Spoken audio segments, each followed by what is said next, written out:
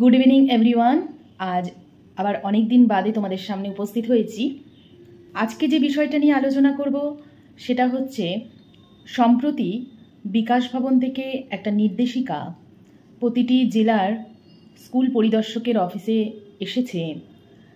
সেটা হচ্ছে বিদ্যালয়গুলিতে যে সমস্ত মহিলা শিক্ষিকা আছেন, মহিলা মানে শিক্ষাকর্মী এবং শিক্ষিকা, তারা বিভিন্ন সময় যে যৌন নিগ্রহের শিকার হন তার থেকে নিস্তার পেতে একটি কমিটি গঠন করার কথা বলা হয়েছে।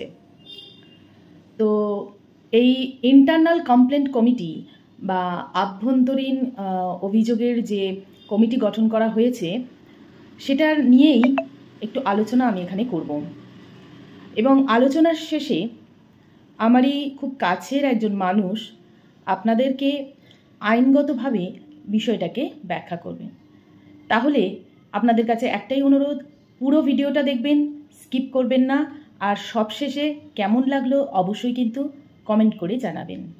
সম্প্রতি জেলা স্কুল পরিদর্শক বা ডিস্ট্রিক্ট ইন্সপেক্টর অফ স্কুলসের কাছে শিক্ষিকা এবং মহিলা শিক্ষাকর্মীদের যৌন নিগ্রহের তদন্তে কমিটি গঠন করতে সরকারি নির্দেশ পাঠানো হয়েছে বিকাশ ভবনের তরফ থেকে। বিদ্যালয়ে পড়ুয়াদের সুরক্ষার জন্য প্রতিটি প্রাথমিক বিদ্যালয়ে এই কমিটি গঠনের নির্দেশ কয়েক বছর আগেই দিয়েছিল স্কুল শিক্ষা দফতর। এবার সমস্ত প্রাইমারি স্কুলগুলির শিক্ষিকা এবং মহিলা শিক্ষিকা কর্মীদের যৌন নিগ্রহের ঘটনার অভিযোগ জানানোর জন্য বিশাখা নির্দেশিকা মেনে সমস্ত জেলাগুলিতে কমিটি গড়ার নির্দেশ এসেছে। ইতিমধ্যেই এই নির্দেশিকা পৌঁছে গেছে জেলা স্কুল পরিদর্শকের হাতে। কর্মক্ষেত্রে যদি কোনো শিক্ষিকা বা মহিলা শিক্ষাকর্মী যৌন নিগ্রহের শিকার হন তাহলে উপরোক্ত নির্দেশিকা মেনে তিনি অভিযোগ জানাতে পারবেন। এর আগে 2018 সালে রাজ্যের সমস্ত সরকারি ও সরকারি সাহায্যপ্রাপ্ত প্রাথমিক, মাধ্যমিক ও উচ্চ মাধ্যমিক বিদ্যালয়গুলিতে এই কমিটি গঠনের কথা বলা হয়েছিল। এই কমিটিতে 5 জন সদস্য থাকবে। বিভিন্ন সময় ছাত্রীদের মানসিক ও শারীরিক হেনস্থা হওয়ার কথা প্রকাশ্যে আসে, সেই দিকে নজর রাখলে এই কমিটি যথেষ্ট গুরুত্ব রাখে। কম বেশি প্রত্যেকটা মহিলাকেই তার কর্মক্ষেত্রে যৌন হয়রানির শিকার হতে হয়। অনেকে মুখ খোলে, আবার অনেকে লোকলজ্জার ভয়ে চুপ করে থাকে, ডিপ্রেশনে চলে যায় অথবা চাকরি ছেড়ে দিতে বাধ্য হয়। এখন যৌন হয়রানি আসলে কোনগুলো আসুন জেনে নিই। কর্মক্ষেত্রে 3 ধরনের যৌন হয়রানি হয়। প্রথমত ফিজিক্যাল কন্ট্যাক্ট অ্যাবিউজ, অর্থাৎ ফিজিক্যালি যদি আপনাকে কেউ অ্যাসল্ট করে থাকে, যেমন ধরুন শরীরে সংস্পর্শে এসে সরাসরি যে হয়রানিটি করা হয়, কেউ আপনাকে স্পর্শ করছে বা পেটে খোঁচা মেরে কোনো একটা কাজ করতে বলছে, এটা সে মৌখিকভাবেও বলতে পারত, কিন্তু যদি দেখা যায় এই ঘটনা বারবার ঘটছে তখন কিন্তু এটা যৌন হয়রানির মধ্যে পড়বে। তারপরে ধরুন ভার্বাল অ্যাবিউজ, অর্থাৎ নানাভাবে আপনাকে আপত্তিজনক কথাবার্তা বলা বা আপনার কোনো পোশাকের বারবার প্রশংসা করা, এবং সেটা যদি আপনার স্বাভাবিক বলে মনে না হয় এবং আপনি তার জন্য তাকে বারবার বারণ করা সত্ত্বেও যদি সে এটা করতে থাকে তাহলে কিন্তু এটা ভার্বাল অ্যাবিউজের মধ্যে পড়বে। তৃতীয়ত হচ্ছে নন ভার্বাল অ্যাবিউজ, অর্থাৎ ধরুন কোনো আপত্তিজনক কন্টেন্ট মোবাইলে আপনাকে পাঠালো বা কোনো ছবি পাঠালো বা কোনো ইঙ্গিতপূর্ণ আচরণ করলো, তখন কিন্তু এটা নন ভার্বাল অ্যাবিউজের মধ্যে পড়বে। তো আশা করি আপনারা বুঝতে পারলেন যে কোন ধরনের ব্যাপারগুলো এই হয়রানির মধ্যে আসবে।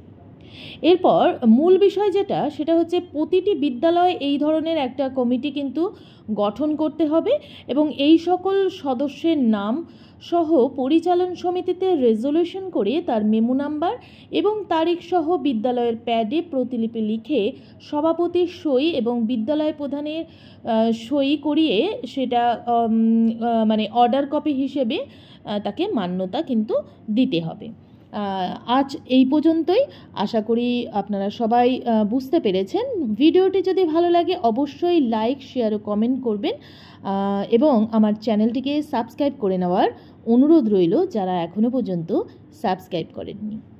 ভালোভাবে প্রসারিত করার জন্য এবং প্রত্যেক নাগরিকের কাছে পৌঁছে দেওয়ার জন্য আমাদের সুপ্রিম কোর্ট, মাননীয় সুপ্রিম কোর্ট বা অ্যাপেক্স কোর্ট প্রায়শই কিছু না কিছু কেস ল পাস করেন।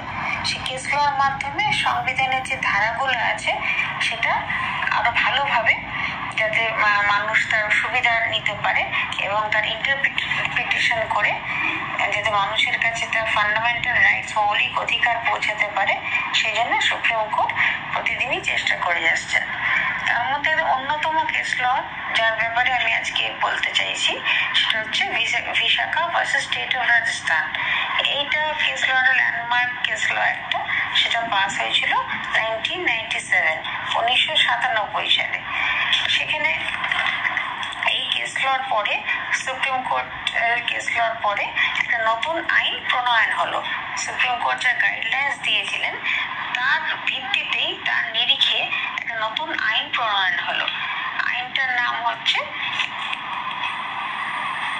Sexual harassment act 2013। Sexual harassment act 2013 সালে এই আইনটা প্রণয়ন হয়।